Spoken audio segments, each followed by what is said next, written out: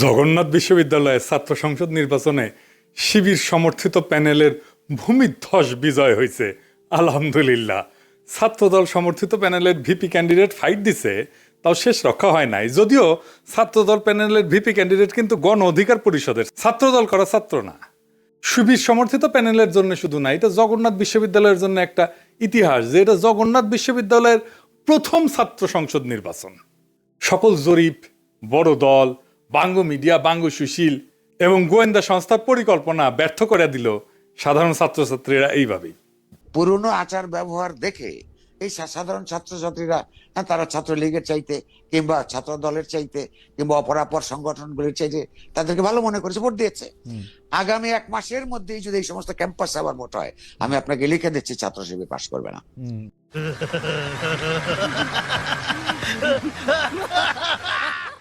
ইদানিং তো আবার জরিপ চলতেছে। জরিপে দেখা যায় বিএনপি ছাড়া কথা নাই। 70% লোক নাকি বিএনপির ভোট দিবে। এমিনেন্স একটা জরিপ করেছে, ওর মালিক আমার মেডিকেলের 3 বছরের জুনিয়র জাসদ করেছিল। ওর এনজিও হেলথ নিয়ে কাজ করে ওই এমিনেন্স। এখন নতুন ধান্দাবাজিতে নামিছে। শামীম শুনো, 70% লোক বিএনপির ভোট দিবি, হদ দিবি, পাশা পাইতে দিলে হোগাত ছাপ্পা দিয়ে দিবি, হ্যাঁ ব্যালটে দিবি পাবলিকে। এই জগন্নাথের ইলেকশন নিয়েও জরিপ করেছিল, কইছিল ছাত্রদল জিতবি। সেটা আবার বাসস, তার মানে বাংলাদেশ সংবাদ সংস্থা ছাপিয়েছিল, মানে সরকারি সংবাদ সংস্থা। এটি মাহবুব মুর্শেদকে চাকরি দিছে আসিফ নজরুল। পুরা আওয়ামী লীগ আমলে আওয়ামী লীগের সাথে সিস্টেম করে চলিছে। মাঝে মাঝে কুরকুরে নিয়ে উঠলে আমার নিয়ে স্ট্যাটাস মারতো। এটা আছে না, সুশীল গেরে একটা কুরকুরে নিয়ে আছে, পিনাকিরে নিয়ে স্ট্যাটাস মারে, আসলে আওয়ামী লীগ, কিন্তু মাঝে মাঝে আবার ভাব দেখায় আমি আওয়ামী লীগ না। ওরে নিয়ে এমডি বানাইছে বাসসের, মানে বাসসের এমডি হবে সাংবাদিকতার সিনিয়র সাংবাদিক, তা না ওক নিয়ে বসেছে। এইভাবে আসিফ নজরুল বহুত বালসালরা চাকরি দিছে, এখন সব কয়টা বিএনপির সার্ভিস দিতেছে, এইভাবে সার্ভিস দিতেছে। এরা জানে বিএনপি ক্ষমতা না আসতে পারলে হোগাত লাথি দিয়ে খেতাবে, তাই হোগা দিয়া পাহাড় ঠেলিচ্ছে, যেটি লাথি খাবি সেটা দিয়া পাহাড় ঠেলিচ্ছে। এইগুলা এভাবে পুরা প্রফেসর ইউনূসের প্রশাসন বিএনপির জন্য খাটিচ্ছে, অভিনব উপায়ে খাটিচ্ছেন। এটা কথা কয়েনি প্রফেসর ইউনূসের প্রশাসন, উপদেষ্টা মণ্ডলী শোনেন, মন দিয়ে শুনেন। বৃহত্তর বিএনপির প্রফেসর ইউনূসের উপদেষ্টা পরিষদের শাখার সদস্যরা এবং প্রশাসনে বিএনপির লেসপেন্সাররা শুনে রাখেন, আপনারা রাষ্ট্রের কর্মচারী, ওই রাষ্ট্রের মালিক জনগণ, বিএনপি না। মাথায় রাখেন, একদিন না একদিন জনগণের সরকার আসবে ক্ষমতায়, সেদিন কিন্তু কোনো ছাড় পাবেন না। সেই সরকার প্রফেসর ইউনূসের সরকারের মতো ধ্বজভঙ্গ সরকার হবে না, সেই সরকার হবে জুলাইয়ের আগুনে উদ্দীপ্ত সরকার। হোগার চামড়া কিন্তু তুলে নেওয়া হবে, মাইন্ডি পলাহে পারবেন না। রাষ্ট্রের কর্মচারী হিসেবে নিরপেক্ষ থাকবেন, সামান্যতম পক্ষপাতিত্ব করবেন তো সেইটার কাফফারা দিতে হবে, মাপ নাই। সেই কাফফারা ভয়ঙ্কর হবে, সরি কওয়ার কলার টাইম পাবেন না। এবার আসেন আমরা দেখি কেন ছাত্রদল এভাবে হারিচ্ছে, আর নাম হয়েছে হারু পাট্টি। হ্যাঁ বুঝে চাও। এই আলাপগুলো আমরা অনেক আগের থেকেই করিচ্ছি। প্রথম কারণ হইতেছে তাদের দীর্ঘদিন ছাত্রদলে কোনো রিক্রুটমেন্ট নাই, নতুন ছাত্র ঢোকেনি, না ঢুকলে দল থেকে আওয়ামী বিরোধী ছাত্র রাজনীতি তো বন্ধ থাকে নাই, তাই না? ওরা কয় যে শিবির আছে কারণ ওরা গুপ্ত রাজনীতি করছে, তা আওয়ামী বিরোধী ছাত্র রাজনীতি কি বন্ধ ছিল? ছাত্রলীগের লুঙ্গির তলে ছিল নাকি শিবির? নূরের দল তাহলে কেমনে তৈরি হইল? নাহিদ আসিফরা কিভাবে তৈরি হইল? ওরা তো গুপ্ত রাজনীতি করে নাই। শিবির প্রকাশ্য রাজনীতি করে নাই, কারণ সে বিপ্লবী রাজনীতি করছে। বিপ্লব মানে এক্সিস্টিং সিস্টেমের রাপসার, এটার ভেঙে ফেলতে হয়। যেই শক্তি প্রকাশ্য সে ইতিমধ্যে রাষ্ট্রীয় নজরদারির ভিতরে থাকে, তাই সে রাপসার করতে পারে না এক্সিস্টিং সিস্টেমকে, বিপ্লবী হইতে পারে না। বিপ্লব মানে অসম লড়াই, এইখানে ট্রান্সপারেন্সি থাকাটা আত্মঘাতী, গোপনীয়তা এখানে নৈতিকতা না, এইখানে স্ট্রাকচারাল নেসেসিটি। বিপ্লবী হইতে হইলে তাকে গোপনে রাজনীতি করতে হবে। এই কাজটা করেছে শিবির, সেই জন্য বিপ্লবী ক্যারেক্টার নিয়ে দাঁড়াইছে, সেই জন্যই তারা এই ভূখণ্ডের ইতিহাসে সবচেয়ে শক্তিশালী ছাত্র সংগঠন হিসেবে উত্থিত হয়েছে। গুপ্ত ছিল, ছাত্রলীগের লুঙ্গির তলে ছিল, এইসব বইলা লাভ হয়েছে কেন? হয় নাই, হবেও না। এইবার দ্বিতীয় ইস্যু, বিএনপির ভুল রাজনীতি। ভুল বলাটা ঠিক না, মানে যেই রাজনীতি করতেছে, মুক্তিযুদ্ধের চেতনা মারাইতেছে, সেটা আত্মঘাতী হইতেছে। ক্রমাগত তারা মুক্তিযুদ্ধের চেতনা ডুবন্ত নৌকায় চইরা নিজের রাজনৈতিক ভবিষ্যৎকে ধ্বংস করিচ্ছে। মানুষজন এই কথা আওয়ামী লীগ আর বামেদের কাছে শুনিছে, তো এখনো শুনে, তাই না? এতদিন 15 বছর ধরে শুনিছে, মাইক লাগে শুনিছে। তারা এই কথার প্রতিধ্বনি যখন বিএনপির কাছে শুনে, সে তখন মনে করে আরে এটা তো আওয়ামী লীগ, এটাই তো ইন্ডিয়ার বন্ধু। আর সত্যি সত্যি যখন ইন্ডিয়ানদের উচ্ছ্বাস দেখে তারেক রহমানকে নিয়ে, আর তারা প্রকাশ্যেই বলে তারেক রহমান আর বিএনপি তাদের পছন্দের দল, তখন মানুষ দুয়ে দুয়ে স্যাড মিলায়। সুবীর ভৌমিকের কথাটা আবার শুনেন, এডিটর সাহেব শোনান। ভারত বাংলাদেশে কোন সরকার চাইবে? খুব সোজা উত্তর আমি তোমায় দিয়ে দিচ্ছি। Awami League is not in election, next best option is BNP, obviously not Jamaat. তারা অলরেডি 50 লাখ লোক নিয়ে জেহার টেয়াদের হুমকি দিচ্ছে, ফলে জামাত অবভিয়াসলি ইন্ডিয়া চাইবে না। অত অনেক কথা, ডিপ্লোম্যাটিক কথা বলে তো লাভ। কানেকশনটা হচ্ছে 71। আমরা একসাথে, আমার সৈন্য এবং মুক্তিযোদ্ধারা রক্ত ঝরিয়েছে, সেই সুবাদে Awami League. This is the historical fact. তো এই জায়গাতে হঠাৎ করে আজকে অন্য কিছু ডাইনামিক্স চলে আসবে, এটা তো আশা করাটাও ভুল। কিন্তু যে গভর্নমেন্ট আসবে তার সাথে ইন্ডিয়াকে তো ডিল করতে হবে। শুনেছেন? এই সুবীর ভৌমিকের কথাটা কাইটে নিয়ে মোবাইলে সেভ করে রাখবেন, আর ভোটার ক্যাম্পেইনে গেলে এটা ভোটারদের শুনেবেন, কাম সারা হয়ে যাবে। ভোটার পাশায় ছাপ দিয়া ভোট দিবে বিএনপিতে। আর তার উপরে যদি দেখে সেই আওয়ামী লীগের অলিগার্ক লবণ কামালদের সাথে তারেক রহমানের হাত মিলায়, তখন পাবলিকে বুঝা যায় এটা সেই আগের বন্দোবস্ত। আমরা হাসিনাকে তাড়াইছি, কিন্তু তার তৈরি বন্দোবস্ত এখনো আছে, আর এই বন্দোবস্তের মালিকানা নিছে বিএনপি। আওয়ামী লীগের এই বন্দোবস্ত, এই শক্তি বিএনপিকে আশ্রয় করে আবার শক্তি নিয়ে ফিরে আসতেছে, যেন আপা শর্ট করে ঢুকে যাইতে পারে। ইউনিভার্সিটিগুলোতে বিএনপির এই অবস্থা হইতো না যদি আমার চাইনিজ বুদ্ধি নিত। সেটা তো বিএনপি শুনবে না, সে শুনবে ভুট্টো সাহেবের কথা। যাই হোক, আমার ক্ষুদ্র ভাতারা কবে আন্নার কাছে দাদা সব স্ট্র্যাটেজি থাকে না, তা থাকে না। তাই স্ট্র্যাটেজি আমি বানাইবার পারি, কয়া দিতেছি, কমো কয়া দি। এখন তো কয়া দিলেও কোনো লাভ করবার পারবি না, কিন্তু কয়া দি যে কেমনে এটা করা যায় গেল নি। আসেন এটা শুনি দেখি, মজা পাবেন কলে।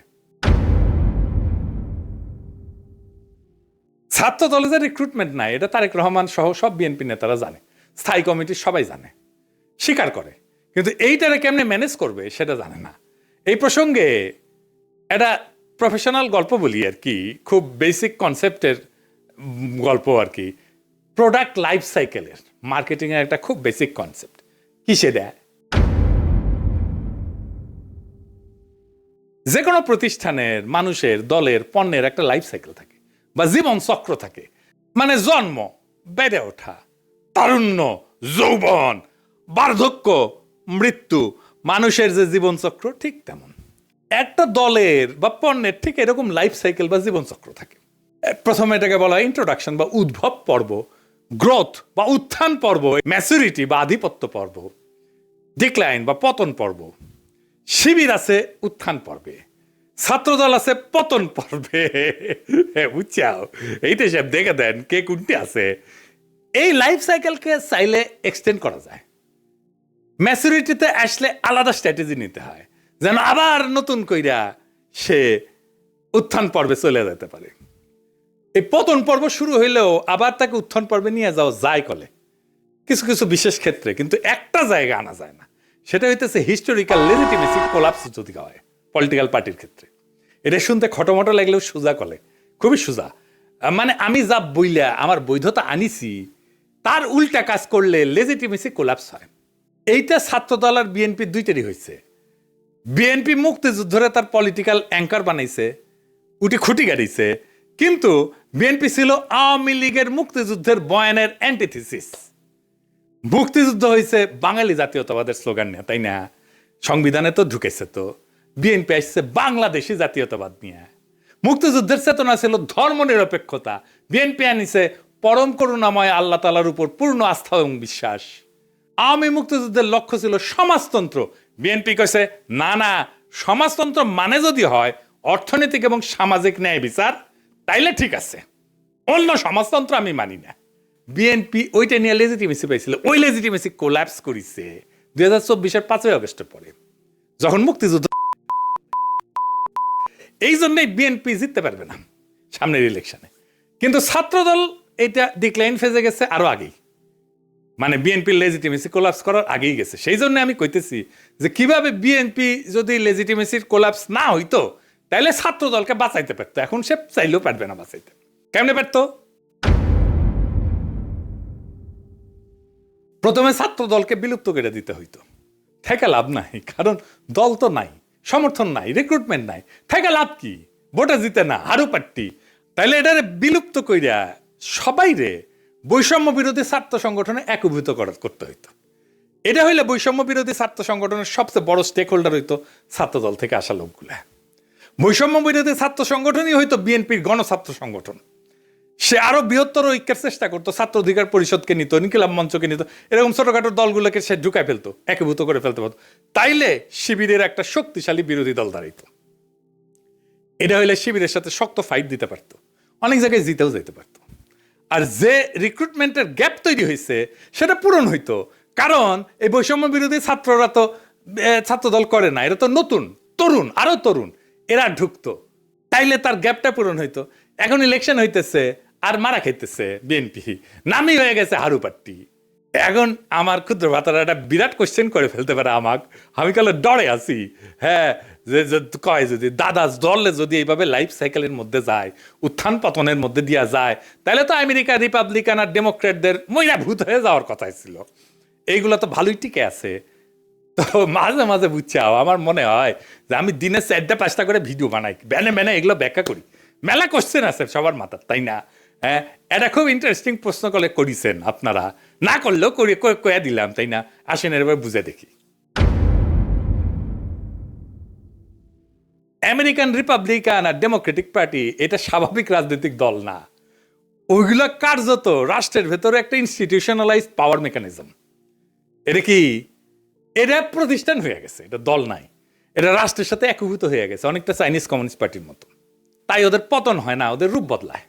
এই যে লাইফ সাইকেল থিওরি, যে জীবনচক্র থিওরি যেটা কইলাম, এটা কাজ করে হয়েছে, এটা ক্লাসিক রাজনৈতিক দলের মতো, ক্লাসিক রাজনৈতিক দল যেগুলো আদর্শিক দল বা ক্যারিসমেটিক লিডার আছে, যেমন মুজিবের দলের মতো, জামাতের মতো, শিবিরের মতো, কমিউনিস্ট পার্টির মতো, রেভলিউশনারি বা পোস্ট কলোনিয়াল দল কংগ্রেসের মতো, এবং দুর্বল রাষ্ট্র কাঠামোর দেশে Bangladesh, Pakistan, Africa, Latin America, এই সমস্ত জায়গায় এই সমস্ত থিওরি খাটে দলগুলোর ক্ষেত্রে। কংগ্রেসের মরে যাওয়া দেখে বুঝতে পারতেছেন, বিজেপির উত্থান থেকে বুঝতে পারতেছেন। আমেরিকান পার্টিগুলো আলাদা, রিপাবলিকান পার্টি, ডেমোক্রেটিক পার্টি, কোনোটাই কোনো ইডিওলজি না, কিন্তু কোনোটা একজন লিডারের উপরে দাঁড়ানো না, আদর্শিক নেতা নাই, কোনোটা একটা শ্রেণীর একচ্ছত্র প্রতিনিধি না, বরং এরা হইলো একটা নির্বাচনী ঐক্যের একটা ফ্রন্ট। এবং এরা কখনো পতন হয় না কয়েকটা কারণে, আমি এটা করে বলি। এক নম্বর হইতেছে 2 পার্টি সিস্টেম, এখানে 3 নাম্বার পার্টি এসে ক্ষমতার অংশ হওয়া এক্সট্রিমলি ডিফিকাল্ট। সেই জন্য এই 2 পার্টির বাইরে আসলে কেউ যাইতে চায় না, রিস্ক নেয় না। আমেরিকার মানুষ রাগ করলে নতুন দল বানায় না, পুরানো দলের ভিতরে ঢুকে সেটা বদলানোর চেষ্টা করে। এবং আপনি দেখবেন রিপাবলিকান এবং ডেমোক্রেটিক পার্টি দুটেরই বদল হয়েছে ভিতর থেকে মেলাবার, 1-2 বার না। এই কারণে দল ভাঙে না, ভেতরের রূপটা বদলায় যায়। এখানে পার্টি মানে কিন্তু দর্শন, আদর্শ না। রিপাবলিকান মানে একটা জিনিস না, কিন্তু একটা পার্টি না। এর মধ্যে রিগানের কনজারভেটিভ পার্টি আছে, বুশের নিউকন আছে, ট্রাম্পের পপুলিস্ট পার্টি আছে, ন্যাশনালিস্ট পার্টি আছে। ডেমোক্রেটিক মানেও এক জিনিস না। ক্লিনটনের নিও লিবারেল আছে, ওবামার টেকনোক্রেটিক পলিটিক্স আছে, বার্নি স্যান্ডার্সের ডেমোক্রেটিক সোশ্যালিস্ট আছে। তাই ভেতরের আইডিওলজি কে নেতৃত্ব দিচ্ছে সেই আইডিওলজিটা বদলায়, কিন্তু পার্টি থাকে। আর একটা জিনিস হচ্ছে স্টেট পার্টি, একটা ফিউশন হয়েছে আমেরিকা, পার্টি আর স্টেট একসাথে মিলে গেছে। যেমন ধরুন কংগ্রেস ককাস বলে একটা জিনিস আছে, যেখানে 2 পার্টি একসাথে কাজ করে। স্টেট গভর্নর নেটওয়ার্ক যেটা, সেখানে 2 পার্টি একই সাথে সমান শক্তিশালী। থিঙ্ক ট্যাঙ্ক, তারপরে যে ডোনারদের ক্লাস, মিডিয়ার যে ইকোসিস্টেম, এই সব কিছু মিলে এটা একটা সংগঠন না, এটা একটা পাওয়ার ইনফ্রাস্ট্রাকচার হয়েছে। আমেরিকান এলিটদের যে কনফ্লিক্ট, এইটা ম্যানেজ করা হয় এই 2 পার্টির এই সিস্টেমের মধ্যে দিয়া। এই 2 দল আসলে এলিটদের মধ্যে পাওয়ার শেয়ারিং মেকানিজম। জনগণের যেটা ক্ষোভ, এটাকে ইনস্টিটিউশনাল চ্যানেলের মধ্যে ঢুকে দেয়। আর এরা ক্রাইসিসে ভেঙে যায় না, রিব্র্যান্ড করে নিজেদেরকে। যেমন ধরেন ভিয়েতনাম যুদ্ধের পরে ডেমোক্রেটদের রিফর্ম হয়েছিল, সিভিল রাইট মুভমেন্টের পরে রিপাবলিকানরা একটা সাউদার্ন স্ট্র্যাটেজি নিয়েছিল। 2016-তে সেটাতে ট্রাম্পের নতুন তত্ত্ব, এই পপুলিস্ট তত্ত্ব নিছে। তারা ইডিওলজিক্যাল রিসাইক্লিং করে। তার মানে কি ওরা কখনো মরবে না?